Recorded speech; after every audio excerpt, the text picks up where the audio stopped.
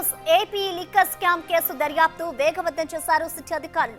మద్యం కుంభకోణం కేసులో ఆరోపణలు ఎదుర్కొంటున్న మాజీ ఎంపీ విజయసాయిరెడ్డి ఇవాళ విచారణకు హాజరు కావాలని సిట్ నోటీసులు జారీ చేసింది.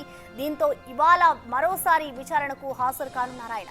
మరోసారి విజయసాయిరెడ్డిని మరింత లోతుగా ప్రశ్నించేందుకు సిట్ సిద్ధమైనట్లు కనిపిస్తోంది.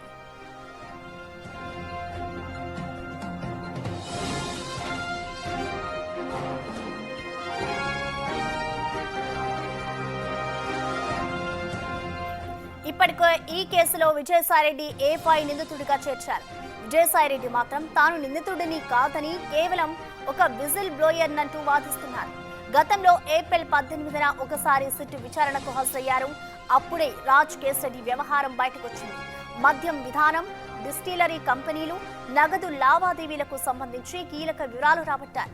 హైదరాబాద్, విజయవాడలో జరిగిన 2 సమావేశాల్లో కూడా తాను పాల్గొన్నట్లు అప్పటి విచారణలో విజయసాయిరెడ్డి అంగీకరించారు. రెండో విడత విచారణలో విజయసాయిరెడ్డి ఏం చేయబోతున్నారనేది ఆసక్తికరంగా మారింది.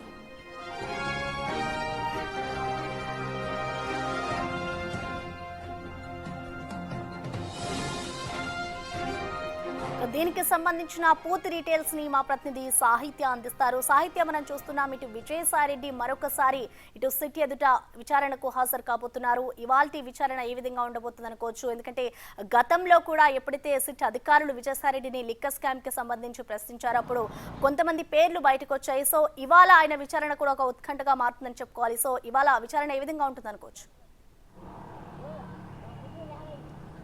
రెండోసారి విజయసాయిరెడ్డి ఏపీ లిక్కర్ కేసు స్కామ్లో అయితే కనుక ఇవాళ విచారణకి హాజరయ్యే అవకాశం అయితే కనపడతా ఉంది. ఇప్పటికే విజయసాయిరెడ్డికి సిట్ అధికారులు నోటీసులు జారీ చేసిన నేపథ్యంలో అయితే కనుక ఇవాళ 10 గంటల సమయానికైతే సిట్ కార్యాలయానికి ఇటు విజయసాయిరెడ్డి రాబోతున్నారు. అది ఆయన అంతకుముందు ఏదైతే మొదటిసారి సిఐడి అధికారులు అయితే కనుక దీనికి సంబంధించి కూడా ఆయనని అనేక ప్రశ్నలు అడిగిన సమయంలో ఆయన బయటకు వచ్చినప్పుడు అప్పుడు కీలకమైన విషయాలన్నింటినీ కూడా బయటికి చెప్పిన పరిస్థితి అయితే ఉంది. అదే నేపథ్యంలో అటు కసిరెడ్డి పేరును కూడా ఆయన బయటపెట్టిన పరిస్థితుల్లో అయితే కనుక పోలీసులు దానిపై దర్యాప్తు చేసి ఒక సిట్ అయితే కనుక వాటి గురించి ప్రతి ఒక్కళ్ళని కూడా ప్రశ్నిస్తూ అరెస్టులు చేస్తూ అయితే వచ్చింది. ఇవాళ రెండోసారి విజయసాయిరెడ్డిని అయితే కనుక మళ్ళీ విచారించే అవకాశం అయితే కనపడతా ఉంది. సిట్ కార్యాలయం వద్దకు అయితే కనుక మరి కాసేపట్లో రాబోతున్నారు. అరగంటలో అయితే కనుక ఇక్కడికి సిట్ కార్యాలయానికి వచ్చే అవకాశం అయితే కనపడుతుంది. కాబట్టి అంటే గతంలో ఆయన ఏదైతే సిట్ కార్యాలయం అధికారులు కూడా ఆయన ప్రశ్నించిన నేపథ్యంలో ఈ కేసులో ప్రధానంగా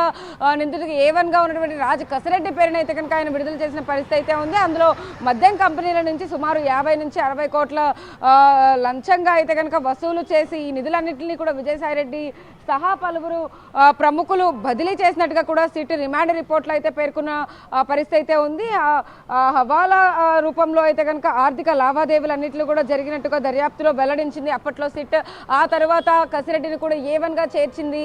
ఆ తర్వాత విజయసాయిరెడ్డి A5గా ఉన్న నేపథ్యంలో కూడా ఇటువైపు ఆర్థిక లావాదేవీలకు తనకు ఎలాంటి సంబంధం లేదని కూడా విజయసాయిరెడ్డి అప్పట్లో చెప్పుకొచ్చారు. ఆ తర్వాత సిట్ ఎప్పుడైతే పిలుస్తుందో విచారణకి ఆ సమయాల్లో నేను ఖచ్చితంగా వస్తాను, సహకరిస్తాను అంటూ కూడా ఆయన చెప్పిన పరిస్థితి అయితే కనపడింది. అయితే మరోవైపు 2 మద్యం సరఫరా కంపెనీలకు కూడా సిఫార్సు చేసిన విషయాల్లో కూడా వాటికి ఓ ఫార్మా సంస్థ నుంచి 100 కోట్లు రుణం ఇప్పించడంలో కూడా సహాయం చేశారని విజయసాయిరెడ్డి అప్పట్లో అంగీకరించారు. అంగీకరించిన నేపథ్యంలోనే దీన్ని సిట్ అయితే కనుక మొత్తం దర్యాప్తును అయితే కనుక ఇంకా ముమ్మరం చేసిందని చెప్పొచ్చు. ఈ మొత్తం వ్యవహారంపై ఎన్ఫోర్స్మెంట్ డిపార్ట్మెంట్ కూడా ఈ మనీ లాండరింగ్ నిరోధక చట్టం దాని గురించి కూడా ఆయన ఏదైతే నమోదు చేసిన దాని గురించి కూడా దర్యాప్తు చేస్తూ వస్తూ ఉంది.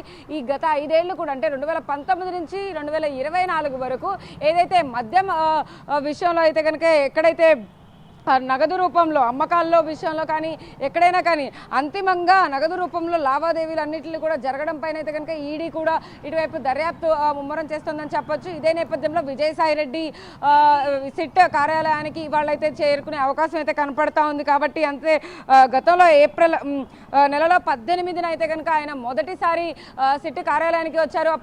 అప్పుడు కొన్ని కీలక విషయాలను బయటపెట్టిన నేపథ్యంలో విజయసాయిరెడ్డి ఏదైతే క్లూ వదిలారో ఆ క్లూ నేపథ్యం నేపథ్యంలోనే మొత్తం లిక్కర్ స్కామ్ కేసులో అయితే కనుక ఎంతమంది నిందితులు ఉన్నారు వాళ్ళందరినీ కూడా ఒక్కొక్కరిగా అరెస్ట్ చేసుకుంటూ వచ్చారు ఇప్పటికే.